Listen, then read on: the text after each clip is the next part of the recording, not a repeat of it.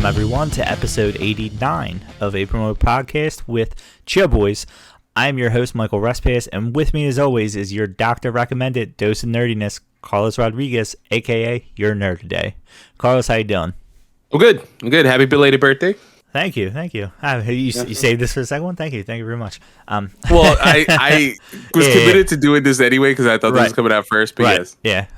Yeah. So for those of you who don't know, this will probably be released around the same time. We just did a bonus episode first because I had a feeling it was going to draw long, and it did. Every time. So this episode will be shorter than a normal regular episode for us. And spoilers, if you want to know, watch WMAC Masters. Yeah. Just look that up on YouTube. Yeah, so if you watch this first, you have no fucking clue what we're talking about, so you have to watch the bonus to know what he's talking about. If you watch the bonus first, then there is your answer. So we are going to get into this very quickly, and this is going to be quick and a lot of stuff thrown at you once because we don't have time, but two, there's not a whole lot out there. So we could go Also, we on. want jobs. Yeah, we can go on for 2 hours talking about this. So what we are talking about today is Freddie Prinze Jr. announced, and I don't think just recently, I'm pretty sure he announced this a long time ago, this might have been where he's finally kind of labeled down what's going on, that he will be starting his own wrestling promotion.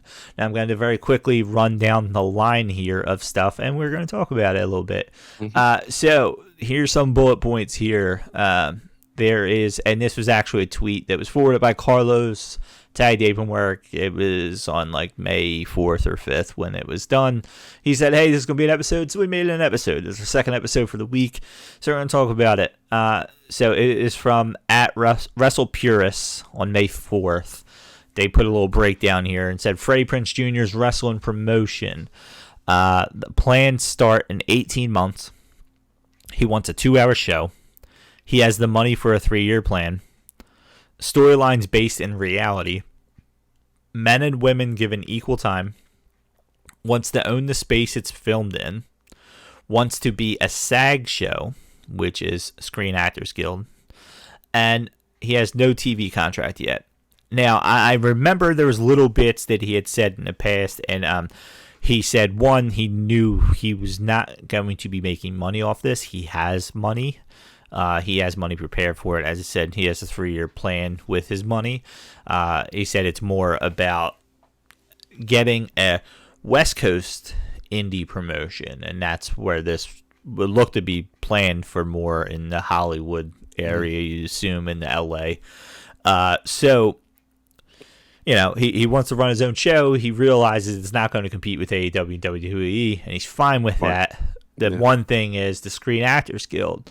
And that becomes a whole different ball game because now wrestlers do not have a union. Screen Actors Guild is the union for actors.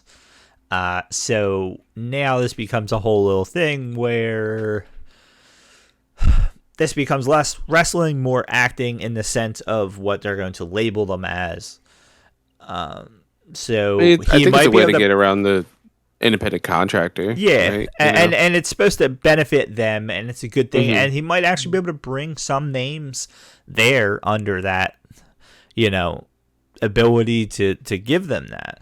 And that's one of the things where it's going to make it tough for them to become a place that guys go in for one-offs because of that, I'm assuming. Because I'm assuming if they're going to compete in there, they have to be a member of the Screen Actors Guild. You know what I mean? Like I'm assuming there's going to be a lot more red tape with that because wrestlers are not normally under it. Then it becomes a whole union issue because now you have somebody that's not in the Screen Actors Guild taking a spot from somebody who is in the Screen Actors Guild, which is a very unionish thing. We don't want you to take crazy, our spot. Right? Yeah. So I think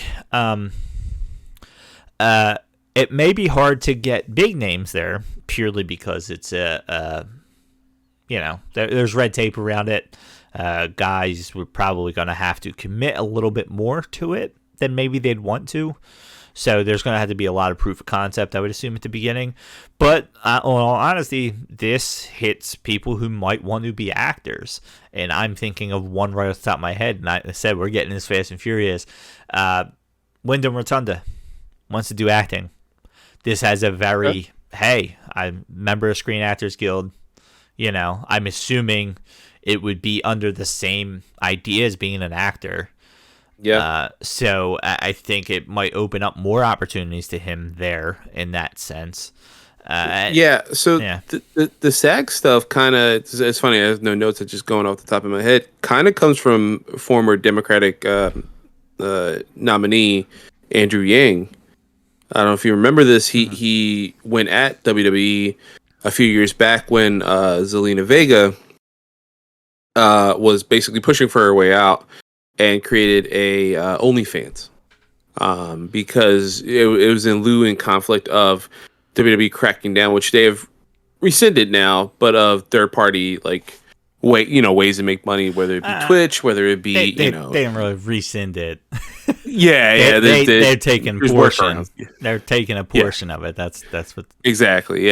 But so that was the thing. She had Twitch. She was very popular on Twitch because she is actually like a huge manga, anime, and just all around nerd, and stuff like that. Yeah, there's a lot of cosplay. Oh my god, cosplay is freaking amazing, dude. Paige, another one who's been big on Twitch and stuff like that. CJ Perry, who we know as Lana, a lot of people like that. So she took offense to that, being an OnlyFans, got fired, is back with the company now, and things seem to be good. I mean, she just was women's tag team champions. Not that fucking matters to them. As we know, we support Sasha and Naomi on this show. Yes. But the SAG thing kind of came from there. Andrew Yang had a whole Twitter thread, I believe, that weekend, where he was just kind of criticizing Vince, going at Vince specifically. There was a Last Week Tonight with John Oliver that kind of broke down a lot of the stuff with independent contractors. I implore you to watch it. It's actually really a good watch. I don't know, Respats, if you want to put it in the link down below. Okay. I'll send it to you. I'll put it in our Discord. You say this every time, and I don't ever put any of these links down below. Yeah. I will try this time. I promise you out there. For anybody who's ever looked for a link that Carlos has said is going to be down below, it's almost never there. I coughed on air while I tried. I forgot that. I unmuted myself to cough. So it was like a good 20-minute video. It was like his main segment of the show. And he talked about the independent contractor status of it. Now, Freddie Prinze has worked with WWE. Right. I don't know if many know, he was a writer during the Ruthless Aggression era. He's kind of one of the reasons why Jeff Hardy was WWE champion and World Heavyweight champion. He's worked with the likes of John Cena, The Miz, Undertaker. Undertaker sent him a text when Sarah Michelle Gellar had their kid. That's a funny ass story that makes me laugh every time. I always think about that with Freddie Prinze Jr. Freddie Prinze Jr., by the way, of Scooby-Doo fame, Wing Commander, for some reason. I know what you did last summer, Summer Catch. Yeah, Summer Catch. He becomes a Philadelphia Philly at the end of that movie. Yeah. It's just random. It's like a random thing you wouldn't think of, but there's a lot of Hollywood actors out there. He always joked that anytime you saw him, hey, look who's at Raw, Freddie Prinze Jr. Other people are there because they are celebrities. He's there because he actually loves wrestling. Yeah. Which is not surprising. Just to throw my 2 cents in, as a Puerto Rican growing up, wrestling's our thing. Latin countries just love wrestling, as you can tell with a lot of lucha libre and stuff like that. But my household big on wrestling, and he's Puerto Rican, so yeah, of course. It makes sense. But this is promising. You mentioned Rotunda. I thought of his friend who just debuted on AEW, which it seems like a one-off, but still, Johnny Elite. John Hennigan. Yeah, I think he would be a good fit for this show because he has a SAG AFTRA card. He's done movies. See, I'm not I never got into Lucha Underground. Mm-hmm. I know a lot of people who have. I know a lot of people love it. I'm not saying I watched it and didn't like it. I just never watched it. It's something I probably want to go back and watch, and it's on my plan. Just like being the Elite, I got into it, and then I just have to get caught up still. I'm assuming from the sounds of that's a lot more TV show than wrestling, in the sense that it's a lot of there's some supernatural stuff with Penta. But it's a lot more acting involved, and I don't expect this to be out there in that sense, where some of that stuff from the sounds of it was out there. To a sense, how I'm reading this is that it's going to be similar to what any WWE or AEW show that we've seen. minus like some of the supernatural elements or stuff like See, that, or Luchasaurus being a dragon, or like a dinosaur. The storylines based in reality is what Yeah, makes me think that. Fair. I just think specifically the SAG show section of it, I think he picked maybe from his time there, working, being a SAG actor, and being part of the Writers Guild and stuff like that, and Directors Guild that I believe he's part of those as well. I think, and Andrew Yang's criticism of WWE, I think that was one thing. Like, how can I get the boys and girls money? Right. Like, how can I make sure that they get paid and taken care of? Because that's a thing with wrestling, right? They're independent contractors. There is no health insurance. They pay out of pocket for all their stuff. There is no, unfortunately, we have, Jim Duggan just announced he has cancer yet again for a third time.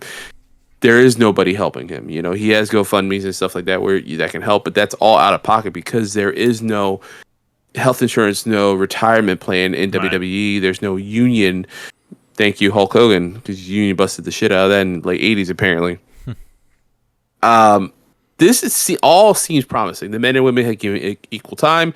Valid criticism that's been placed with AEW and WWE specifically. Like I always say, and I joke around, Impact's the only one that gives them a decent amount of time, even not equal, but decent enough that their division is top notch within the women's wrestling.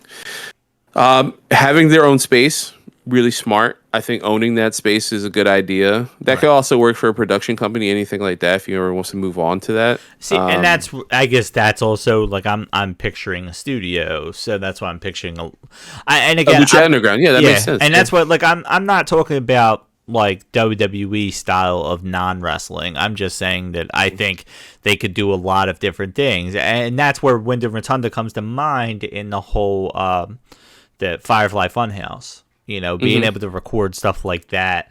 Especially 100%. If it's in a studio, you have a guy, with I'm sure, I don't know his credentials, and I probably should have ahead of this. And I'm sorry if you're out there listening, Freddie Prinze Jr. I don't know if he's ever directed anything or anything like that, but he has experience around it. So it's that whole, you have somebody kind of leading the way.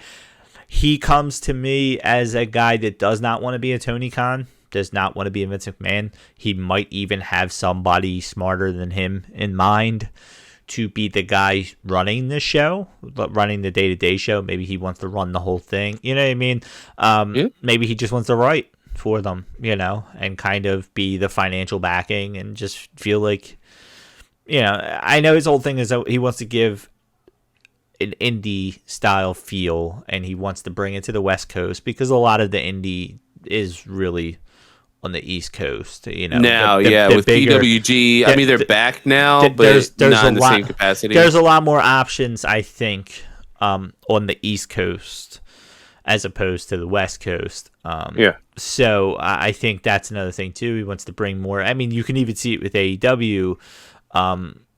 They're just now finally getting to the West Coast. I know COVID had a lot to do with that, but they're just finally getting out there. They've been kind of more Midwest to the Northeast for most of their stuff. Yeah, the farthest it's gone is Nevada, which is, this weekend and with Double or Nothing. Yeah, because they're, times. I think right after this, they're finally debuting in California, I believe, right? So and apparently that's a big show. Apparently that... not just being a blow off from everything, but also like apparently according to sources, that's a big show for Warner and Discovery. Yeah, there's going to be executives there. Now, COVID happened. They missed about a year's worth of shows, and we've had 3 Philly shows already. Yeah, in like about a 2-year span. So that just goes to which show I'm happy about. Yeah, I am too. I would absolutely love getting 2 a year, but when you think about it, you got 52 Dynamites a year. Philly probably should not be getting 2 a year. We should probably be getting 1. As much as I would love to have 2 each year, and maybe it'll make me more likely to go to like a Baltimore show if I think we're only going to be once. But yeah, so they're finally making their way out there. WWE makes their way out there, but indie shows for the most part kind of stay in their area. So Yeah, he wanted to give something out there. Again, I can't reiterate this enough. And we talked about Control Your Narrative weeks ago. I don't even think that was a full episode on its own. I think we split it between two things. Yeah, CM Punk in that. Yeah. What was the CM Punk thing about? I don't Other people were complaining about his entrance. Yeah, there you go. See, there you go. Your memory's better than mine. But we talked about them potentially becoming a thing, and then they wrestled in a bowling alley, and then we said, whoop, never mind. But this... Get out, Mecca, while you can. This, they're flat out coming out and saying, hey, we're an independent. We're not even Impact. Like, we know what we are. And could it build from there? Absolutely it can. I mean, they're... Game Changer Wrestling was not meant to be what it is, and as much as I hate it, there are people out there that swear by it. So, I speaking of, I heard how much you hate commentary. I had never picked up on it, but the clip going around with Joey Janela setting his foot on fire and it's staying on fire, and everyone freaking out.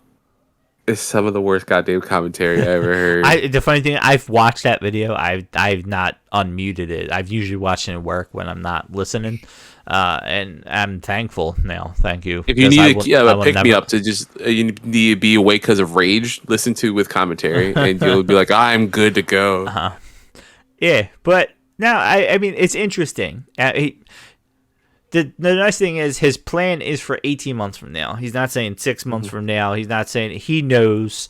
And I believe I read somewhere that I might even listen to it somewhere where he talked about he had a building and almost bought one for this already.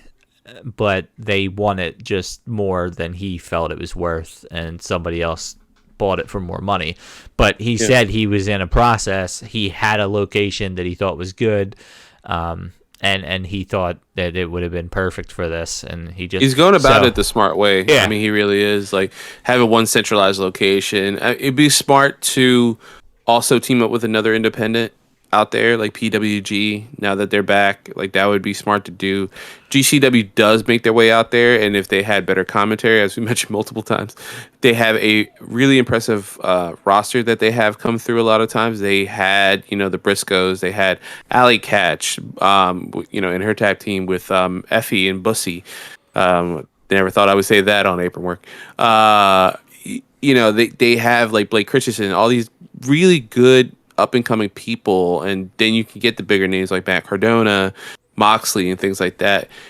I'm with you. I wonder, is there a conflict with, I don't think you have to necessarily commit as long as you can only be on the show of your SAG, right? Yeah. The SAG covers stunts, by the way. That's another thing. They cover stunt actors as well. Yeah. Stunt grannies, anything like that. Good wrestling. That's it. Yeah, I don't know. I don't know the ins and outs of all this stuff. Like, I don't know if hell, even like a guy like Punk who has done acting, is he a member of the Screen Actors Guild, or is there some type of temporary thing where if you're only doing one off, that you don't have do to you be. necessarily I don't need know. to? Yeah. Sasha Banks. There's I would assume she them. needed to. I would assume she needed to for Disney. I'm pretty sure there's a union there. Like, but I don't know the ins and outs of it. I don't know if she just had to pay while she was working there because you can go in and out of a union. That's fair. If you're not like where I work, it's union. It's a very low level union, but it's a union. And when I first started working there and I was asking people about it, there was somebody who me and you both know who got me into that job, who will remain nameless. He apparently had not paid dues for like 2 years. He had been at that job for a while, and he had to I think back pay his dues because he didn't realize that he wasn't paying it, or he did realize it. I don't know, but we were all covered under the union umbrella. He just wasn't paying his dues. So I'm curious if it's one of those things where you have to get it. You go get it, you pay your dues while you're a member of it, and then you stop paying your dues, and eventually it expires because you stop paying your dues. I don't know. I don't know the ins and outs of the Screen Actors Guild. If they like, you get like a year membership. Is it like Sam's Club?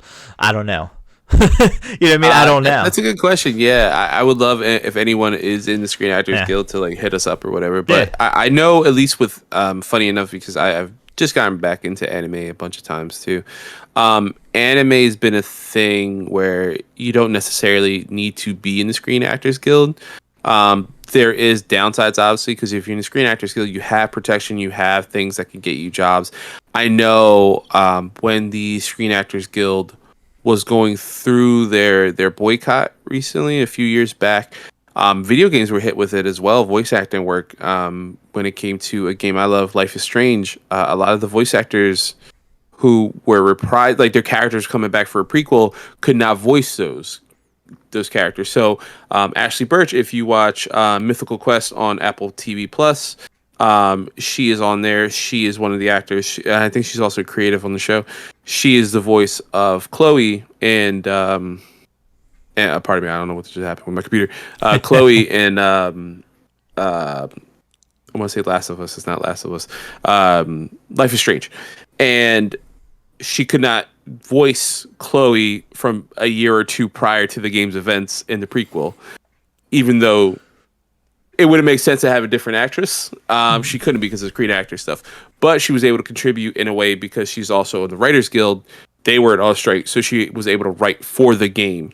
She just could not participate until that was over, and then there was a bonus episode with them. Very strange roundabout, but like that affects like games. It affects anime. It affects a lot of stuff. And I know, like, I am interested with that. Like with Punk, like he's worked with the Sasuke sisters before. The Sasuke sisters who have also directed See No Evil too, right? Did Kane have to get a Screen Actors Guild for See No Evil 2, or is that just like nothing, right? And that's the crazy thing is WWE, which I still believe they still have it at WWE Studios, where they do. They just produced Rumble on Paramount Plus. Yeah. They were churning out movies, You got 13 Rounds Part 3 with Moxley. Yeah. Like, what is that? So, is that's another thing where it's like, I mean, I'm assuming they had to go through that process just like anybody else did, I would assume. So, like, clearly the Screen Actors Guild does not cover them on the ring because obviously what's on TV for WWE is not considered that, which is still outrageous when you think about it. When you really think about this, that these guys had to likely join the Screen Actors Guild to make a straight to DVD the Marine 17 movie. They have to go through that, and they're covered by that for the movie they're making. But the TV show that they're recording, that they're famous for, that got them into that movie, is considered sports entertainment and not. And the funny thing is, you would think by now it is called sports entertainment. I don't know if reality stars need to become in the Screen Actors Guild. I don't know the ins and outs of that. Maybe we should have been more prepared for this, but honestly, if we were more prepared for this episode goes on for 50 minutes. And maybe this is something we look into, and when it gets closer, we have a better understanding, me and you. Yeah, we do have like a better part understanding 2 of this. Because honestly, there's just not a whole lot out there, and we can talk about Screen Actors Guild this whole time, and maybe we do an episode later where we talk about how wrestling just needs to become it. So maybe we do our research and we figure out why is wrestling not it. And I know they call it sports. I get it. I understand that. I really don't quite get it because I must feel like then in that vein, shouldn't athletes also be a part of the Screen Actors Guild? I don't know. Yeah. I don't know if you're. Well, at least they have their own players Sunday, union. Like football has their own. But like, I don't know. I don't know. I don't know if reality stars have to be a part of them, or is I don't know the ins and outs of what all this is. But the fact that WWE calls themselves sports entertainment and not pro wrestling should be a little bit of an indicator that, hey, this is meant for entertainment. I don't know. But whatever that entails, that's what he's going with. And regardless of, we don't know what necessarily that means, like fully, you have a general understanding because it means a union is covering them, which has not been covering pro wrestlers. And that in itself is progress. That in itself gets people talking, even if we don't have a full understanding of it. Yeah. And I think this is, like I mentioned multiple times, I think this is good. It's going to be interesting to see. And I'm just going to shoot our shot here, man. Listen, if you need any announcers, Freddie, older, I'm willing to travel. If you're going to, let's back out 2 weeks. We're going to shoot like 100 episodes. I'm down. I am shooting a layup here and saying, hey, you don't need announcers. You need a podcast for you where we discuss your show. We'll be the official podcast. Yeah, we could be your if you need digital only content. Eh? There you go. Hey, you friends with Greg Miller? So am I. Well, me too. I do. Yeah, the same we're a package deal. I do the same thing he can do. All right, he might have his nerd yeah, we're a day. package deal. You get one, you get both. No matter what. See, I tried to get us a podcast. I'm gonna bring you. Yeah, suddenly I'll bring you. Yeah, but no, it's interesting, and that's the funniest thing about all this. It's interesting. And we don't know anything about it. And you would think that we learned our lesson from Control Your Narrative, that when we don't know anything about it, you end up wrestling for 12 people in a bar and having people pay money to spit on you in a closet. Whatever the hell they do. And Mecca, I feel awful because we were like, oh man, he must not have got into it. And then I want to say the last time we talked about this, he gets announced for one of their next shows. Yeah. Mecca, we love you. And we love you and only you. Clearly it's an opportunity. It's an opportunity for you. Yeah. We feel like you deserve more than Control Your Narrative. Yeah, listen, there's a new ROH starting soon. We feel you deserve more. I mean, Danhausen is in AEW. You should be in AEW. Now you but yeah, I apologize for any bad thing I said about Control Your Narrative a little bit, purely because Mecca is there. Hopefully, it does make it better that he can there. break out of that. Yeah. I don't need anybody else to break out of it. As much as I love EC3 in a sense, you also start this shit. So yeah, you're part of the problem. Yeah, I can't really. I can't defend you now, but I can defend Mecca. Mecca is a. We will defend Mecca. He is a cog in the wheel, as CM Punk once said. Cog in the wheel. He is not the guy. So I will blame the guy. I'll blame the big guy that says stupid shit. I will not blame Mecca because Mecca is from Philly. Yeah, fair. But yeah, so we don't have much information. This was just kind of glance over a little bit, put it out there. Just wanted to talk about it because it's cool. It's interesting. You said, and it's more awareness a little bit because we're still a year and a half away. It's a new promotion too. Like, why not? Yeah, right. Yeah, more wrestling. We want to shine light on it. It's kind of like when we talked about WWE 2K before it came out, which we still have not actually ever done anything else with it. We still have to. and we will, and that's your show, not necessarily this. That is Nerd Day. But yeah, I mean, we don't really know. It's interesting, and the thing I love the most about it is he's not trying to compete. It says no TV contract yet. Guess what? It might not need it. I can easily see this being a 26 episode Netflix series. Yeah, could be that. Could be Paramount Plus. You never know. Anything like that. Yeah, man. But like that's what I'm picturing. Hulu. Do they still have kind of connections to the WWE? I don't know. Fuck Hulu is and all that. Yeah, I think so. I think it's a streaming platform for it. But like, I could see this on Hulu or Netflix. Something. Even YouTube. Fuck it. Who cares? But like, I as far as like, I don't know that I see this as TV. It doesn't necessarily need to be traditional TV. And I think this would almost be perfect for Netflix. More than anything else, I think this would be perfect for Netflix because the Screen Actors Guild, you have Freddie Prinze who can agree to do a movie or two for Netflix while also doing this. And then it's not every week. And that's my biggest thing is do an off season, do 26 weeks a year, do 32 weeks a year, whatever. Give us a little off season, a little break, getting ready to come back to it. I mean, I have all these aspirations of what I would have loved AEW to have been, and I don't know that we necessarily have ever gotten into that. That was one episode that I want to do at some point to just what I would love to see in a wrestling company, and just it was more actually about the draft from WWE was one of the things I wanted to do if we could rewrite how this draft happened with Fox. But I think I had mentioned this before about how I would love that if it was almost like NASCAR. And that was the one thing with AEW, and I think it was more with their rankings and stuff, where it was almost like, you win certain big pay-per-view matches. It's almost a scoring system, and maybe not necessarily the champion, but yeah, the champion. You have a yearly champion, and he became your 2021 champion. It won a certain amount of matches, got a certain amount of points. It ended in a one-on-one match for their main show, and whoever wins it is now the champion. He was last year's champion, and now he's defending his title of last year's champion until you get next year's champion. And again, that's probably not what this is going to be, but I think there is certainly a spot out there for something like that, where it's not full-time wrestling. You can bring in a lot of part-time guys just for the season. You get the whole thing with New Japan and stuff. You got, guys like Bryan Danielson wanting to do the G1. It's almost very G1-ish. You spread it out over X amount of time.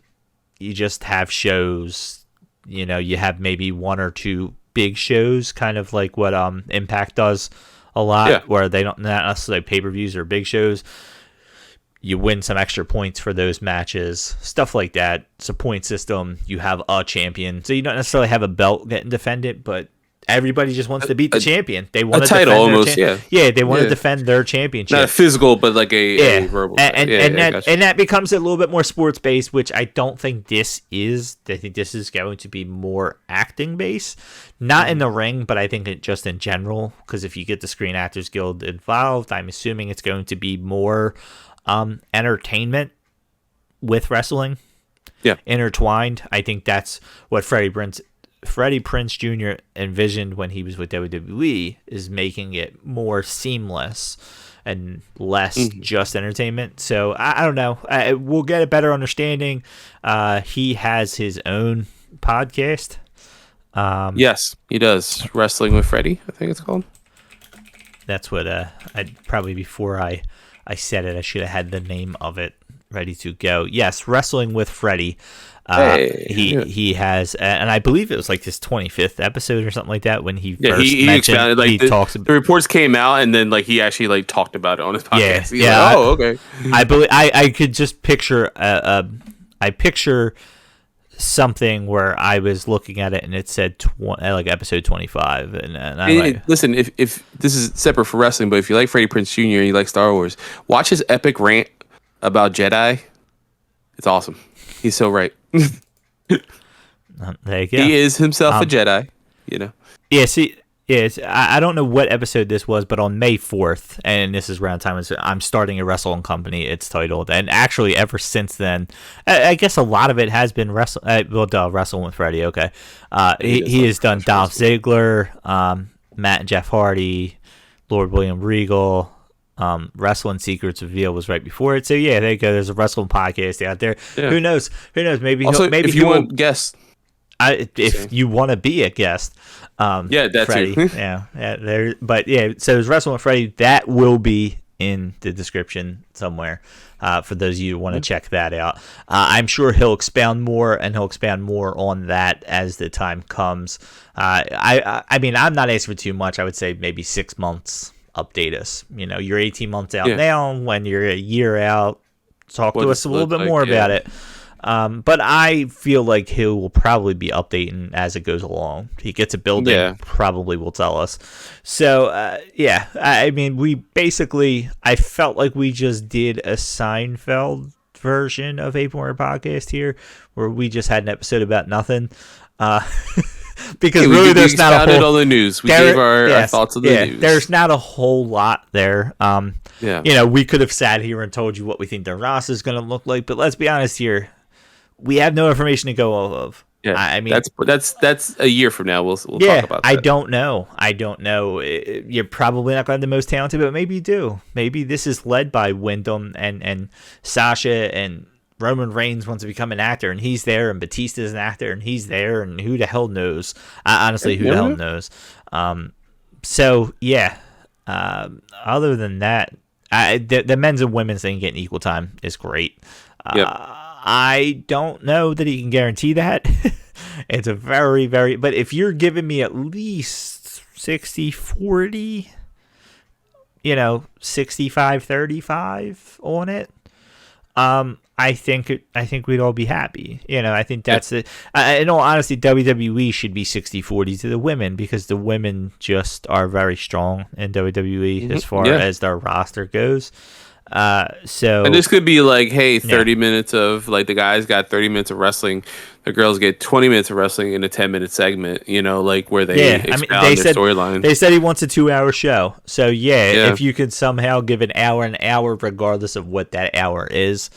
How that's broken apart, how that looks, whether it be in ring, whether it be outside of the ring, whether it be interview, it doesn't matter. But like that equal time, I think he's very critical of watching what have been trends the past year within WWE and even AEW, where people have been like, hey, AEW's had like 10 minutes of women's wrestling on Dynamite this week, which is still not great, but WWE only had 2 minutes, and that was an important match. And AEW's biggest problem, and this is where I guess maybe my last point here about Freddie Prinze Jr.'s promotion, where if you go into it with that mindset, you're going to sign with that mindset. You're going to prepare with that mindset. AEW probably went in with that mindset, and then before you know it, Punk's available, Danielson's available, Adam Cole's there, Malachi Black's there, Miro's there. Guys are getting fired that they did not expect to ever leave.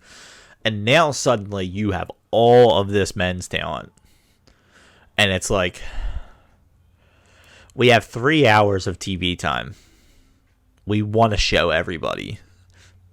But nobody's going to ever actually win this argument with me. If you're going to try to argue this, go ahead, do it in the comment section. I will flat out tell you you're wrong. The women's are not nearly as strong as the men in AEW. There are good women wrestlers, but the men's roster is stacked in AEW. It's just too stacked. It is more than 3 hours a week stacked. And you're not going to relegate Bryan Danielson to dark when you can put Chris Statlander there. You're not going to put CM Punk on dark when you can put Ruby Soho there. No knock on them. I'm not saying they're bad.